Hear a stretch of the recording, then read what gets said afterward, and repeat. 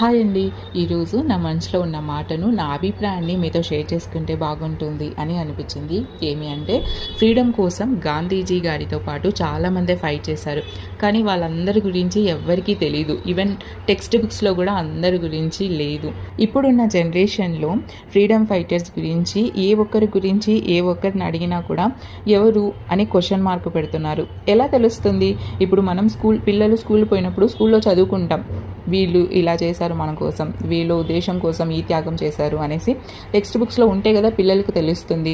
ఎవరైతే దండయాత్రలను చేశారో, ఎవరైతే దేశాన్ని వశం చేసుకొని బానిసలుగా చూశారో వాళ్ళ కోసం ఉన్నాయి. కానీ ఎవరైతే దేశం కోసం పోరాడి త్యాగాలు చేశారో వాళ్ళ గురించి ఎక్కడా మెన్షన్ కూడా చేయట్లేదు. ఈవెన్ ఎవరికి తెలియజేయని ఇవ్వట్లేదు. సో అందరి గురించి అందరికీ తెలియాలి. టెక్స్ట్ బుక్స్లో మనల్ని ఎవరు బానిసలుగా చూశారో వాళ్ళ గురించి కాకుండా, దేశం కోసం నిజాయితీగా ఫ్రీడమ్ కోసం ఫైట్ చేశారు చూడు, వాళ్ళ గురించి అందరికీ తెలియాలి.